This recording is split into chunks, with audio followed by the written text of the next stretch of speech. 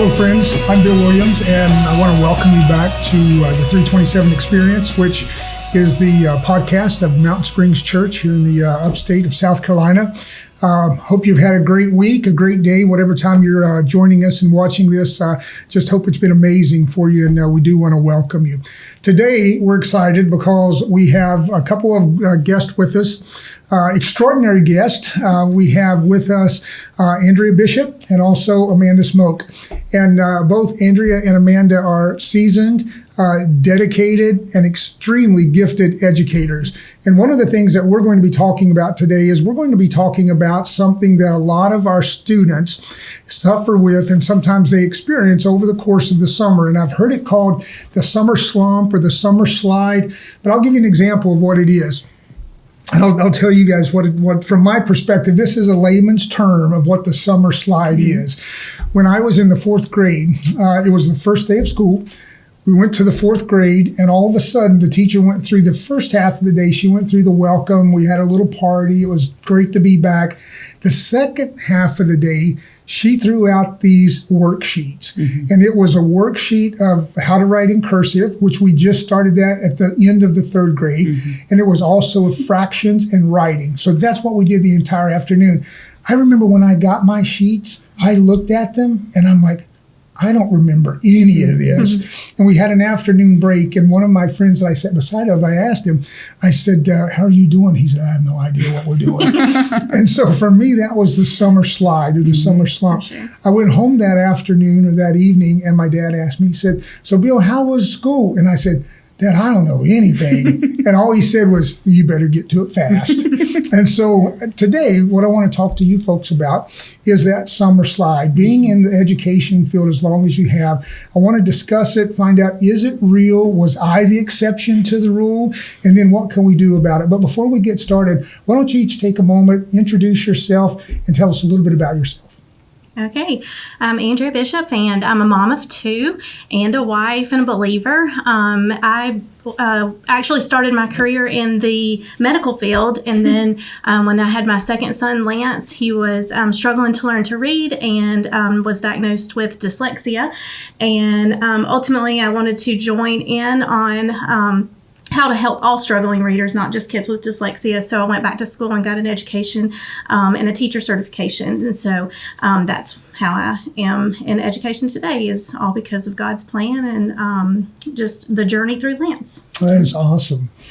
Well, my story is a little bit different than yours, I guess. I always wanted to be a teacher. You could probably have found me playing school with my chalkboard and all on the porch when I was really young.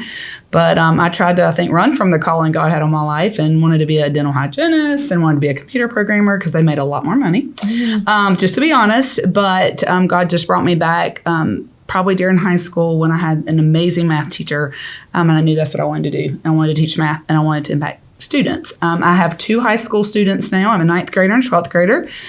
Both have been a journey through education. Both are really great students, but I've seen at home some of the same things I see in the classroom. So I've been teaching for 24 years, most in the adolescent age group.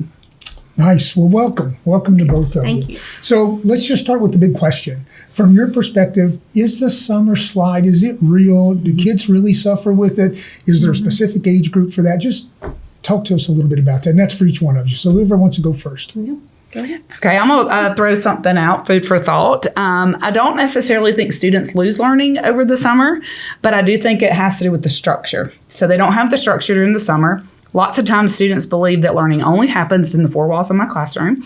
And so I think that without that daily structure and without the thought that, school only happens in the four walls of the classroom, they digress and their skills become dull. I don't necessarily know if they forget everything they've learned or they lose that learning. I think they just get dull and they're not using them every day. And I can speak for math because I teach math.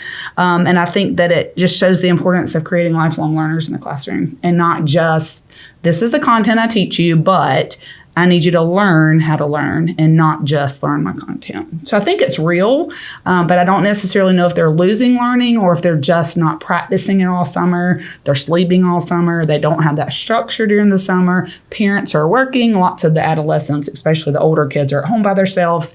So they just don't have that structure and the materials really. Yeah. I agree. I think some of the research and the reading side of things is that they can learn, lose 1 to 2 months of what they've learned. But I've kind of, piggybacking off Amanda, I think it is the same thing. It's just they're not utilizing those skills and those strategies that they've been using all school year. And so they've kind of just gotten lazy with it. But as soon as school starts and they start doing some of those reinforcement and review things, it starts to come back really quickly. So it wouldn't come back that quickly had they actually lost it. Okay, that's fair enough. That's an interesting perspective. Yeah. So are there subjects that the students are more apt to move away from or not quickly adapt back to, or could it just be any subject? I think it could be any subject. Of course, I'm partial to math, but I think that math is such a bit, and ELA reading is also the same way. It's such a building content.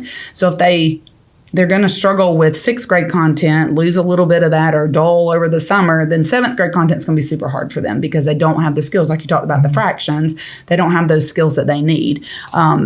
For us in 7th grade, I teach 7th grade, and such as social studies, they do geography, but in 8th grade, they do history. So it's almost 2 different contents. They're using inquiry skills in both, but they're not building on that geography necessarily, or they're not building on that history necessarily. So I think that math and reading are really 2 that can be affected. Yeah. Okay. So, Andrew, let me ask you a question. So for all of the parents and the guardians and the grandparents that interact with their students throughout the summer, with the answer to the question that you gave is, both of you, is you don't lose the learning. You're just not open to it as much in the summer. Right. So if I'm a parent, which my kids are out of school, they're in college now, so their learning's their own problem.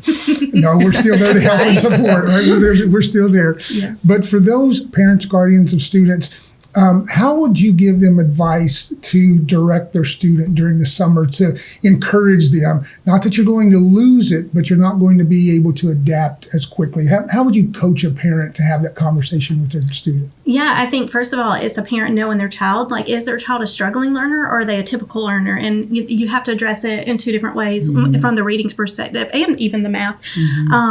But if they're a struggling learner, you want to make sure they're getting extra help, and maybe one-on-one even, to get them what they need to help them maybe close the gap or to prevent them from having any learning loss over the summer. So you want to address it that way. But if they're a typical learner and they're on grade level, then you want to give them some goals to meet that summer. Like for my kids, it was always, you have to complete 1 book every summer. It can't be like, 1 picture book. Typically it has to be a chapter book. And they could pick anything that was of their interest. And that's kind of how we would address a typical, learner. And I would even go as far to say 15 to 20 minutes of reading is really important all days, not just in the summer. But one way parents can do it for younger kids is to take them to the library, let them pick out picture books, read to them. They're hearing rich vocabulary that they're not getting in just everyday conversations with their peers, and that they're not able to read yet on their own. That's good advice. So let me ask you this. So we have a lot of students here at Mountain Springs that their age range vary greatly, which is great, right? I love having that issue. Right. And so does it help when a student throughout the summer is active when it comes to their youth group, their children's church group on Wednesdays, Sundays? Does that help them stay ahead of that adaptability curve that we're talking about? I think so. I think because I think it gives them structure. I think it gives them that, and peer-to-peer, they're seeing those peers over the summer as well.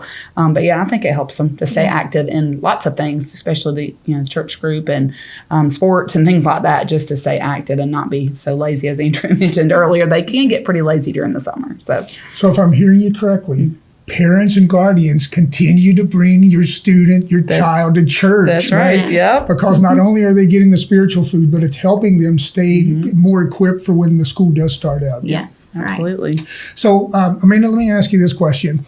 From a teacher's perspective, when the students come back, and for those students that weren't actively engaged, with their parents or their guardians helping them, what does that do to the overall classroom? Can it impact the classroom if you have, let's just say, 10% of the students that's really not ready to dive in to where they left off? Yeah, I think time is your factor, because when we start a new school year, I have 180 school days, usually around 160 instructional days to teach. And I think time's the factor. So if I have kids that are dull in a lot of the math skills, or they've, in their minds forgotten everything they were taught in 6th grade. Again, I teach 7th. It takes us a few weeks to kind of get them back in the routine and get them back into, okay, this is how we, do, and this is the learning mode that we need to be in. So I think it varies. The other thing I think that's really hard for a teacher and difficult is that I have 25 kids, and if even 5 of them have digressed a little bit, you've got the other 20 that might be ready, or 15 that might be ready. So then you've got that varying ability in your classroom. And I think that's difficult all year long, not just because of the summer slide or the summer slump. So trying to address that, continuing practicing, doing a lot of review, and I think conversation. And even during the summer, parents can have conversation with their students about math and about reading. And one thing I love to do, and I've not been really great about this with my own children, is to read the book with them or to do the math with them and just continue that relationship building with my kids over the summer. So that's another thing parents can do to help with that impact on the classroom come the fall.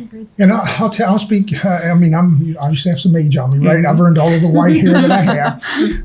But I do remember. I remember very vividly when I was in not only elementary school, but when I was in middle school as well, and even in high school, I didn't do a lot to stay engaged during the summertime. The summer was my time. I was out on the basketball court. I was playing. I was 3 weeks in church summer camp, and so I didn't do a lot to stay engaged. And I do remember the feeling of getting back in the classroom. Even in the 4th grade, I remember thinking, I really don't know what I'm doing. And it almost made me feel like that I was different than every other 29, 30 students in that classroom. So I think from a parent's perspective, and again, I'm not an educator by no means, but from a parent standpoint, I think it would be good for us to remember that our kids may be feeling insufficient because we've not done enough to keep them engaged during the summertime. Was that a fair statement? I agree, 100%. Yes. Okay. So, Andrea, let me ask you this.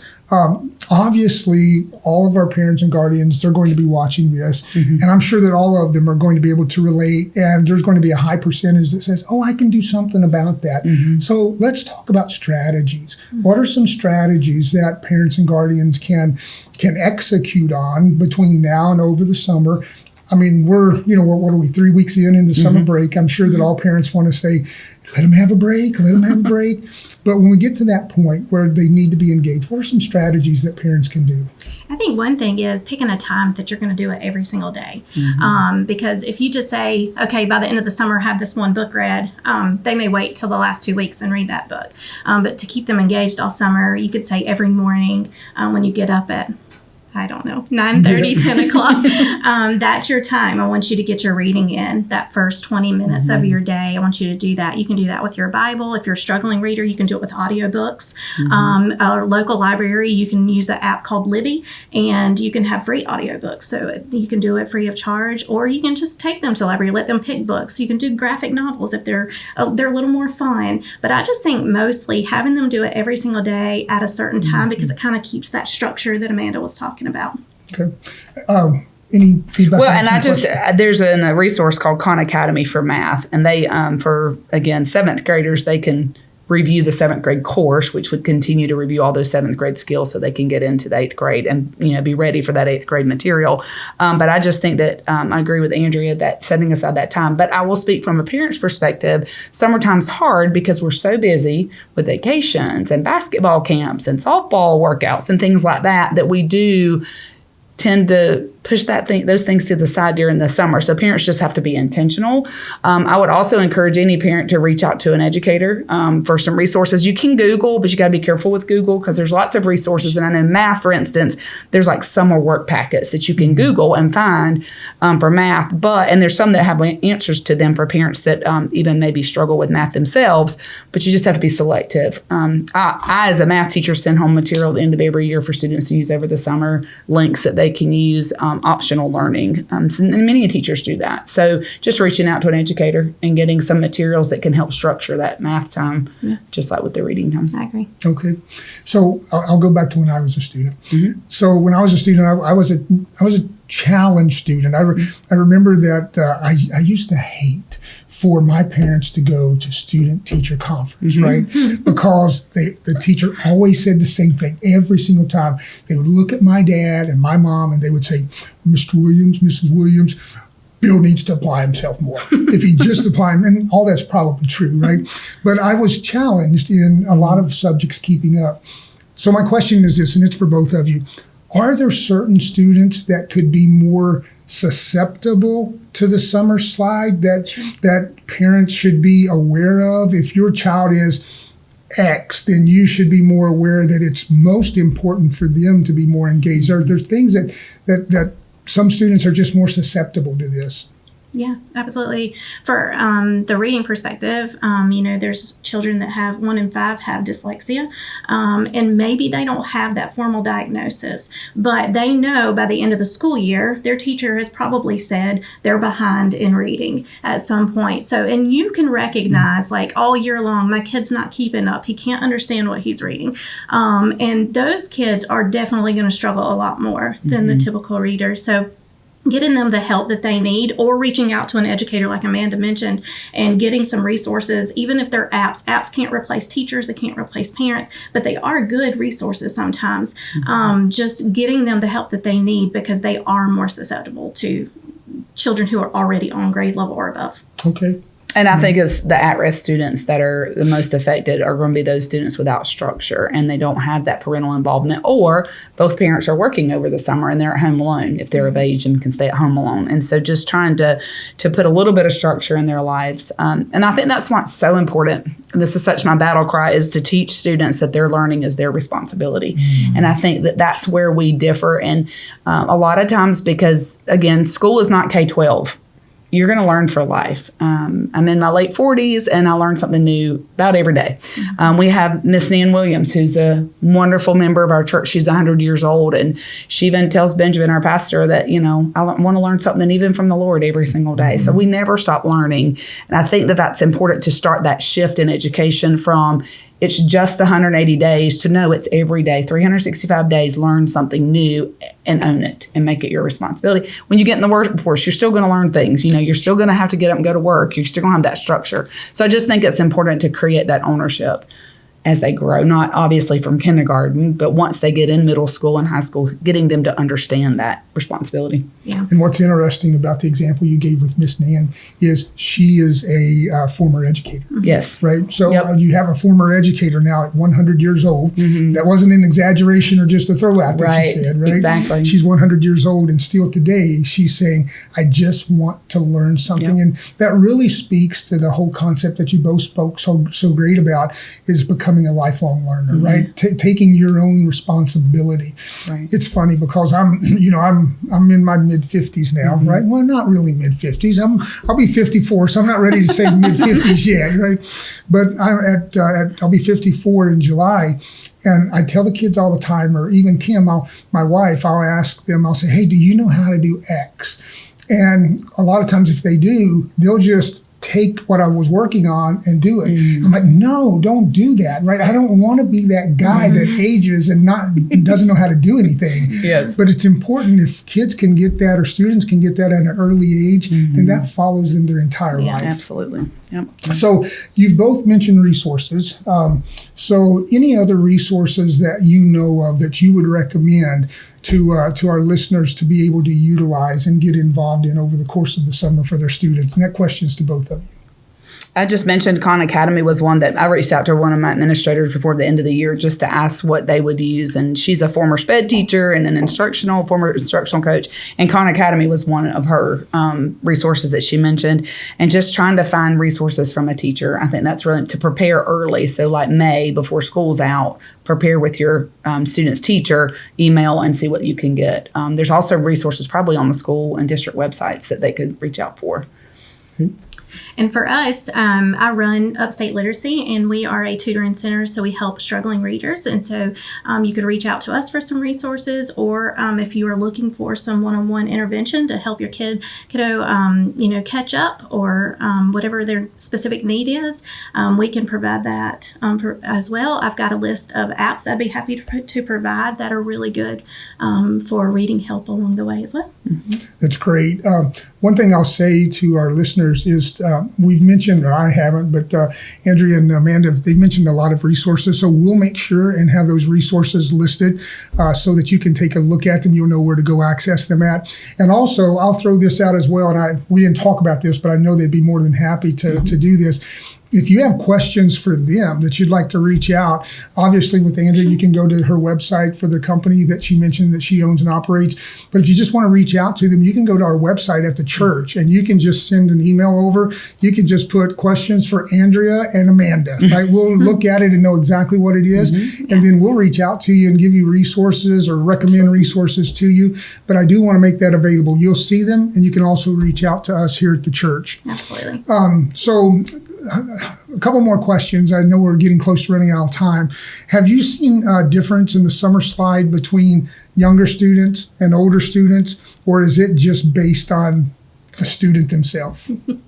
I would say I heard a little laugh right there. I heard a little laugh. I don't know. I think adolescents, they get lazier, but and I think little ones are still curious enough about learning. And as they get older, I think when we start testing and start trying to hold them accountable through a testing, which is what our state does, I think that they just get tired of it and they just get lazy. So I've always worked with adolescents. I did teach first grade for 2 years, but that was like 25 years ago. But most of the students I work with are between 11 and 15, and it affects them all the same. But I do think adolescence is probably where it starts. Yeah, and we're seeing that more and more in our center as well. Every summer we're seeing older students that families are reaching out for the help. You know, they know in elementary school because they're constantly checking their reading level. And then they get to middle school and they no longer check that. But they start to realize that when they're trying to, read to learn, they're struggling. Right. And so that's when we're starting to see them reach out to us. But we're starting to see a lot of middle schoolers for sure.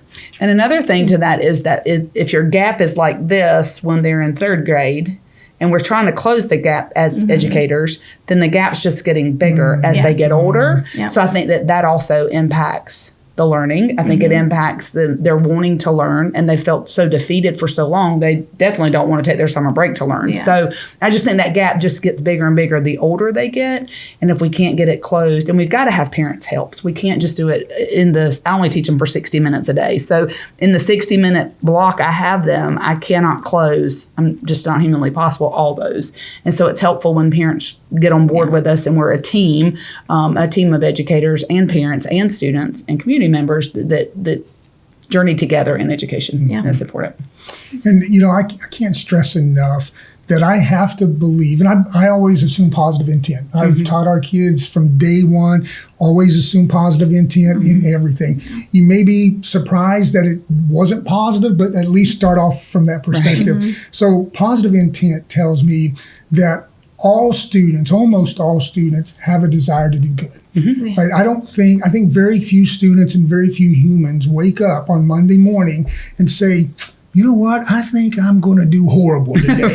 Right? Yeah. So I think we all have an inherent desire to do good.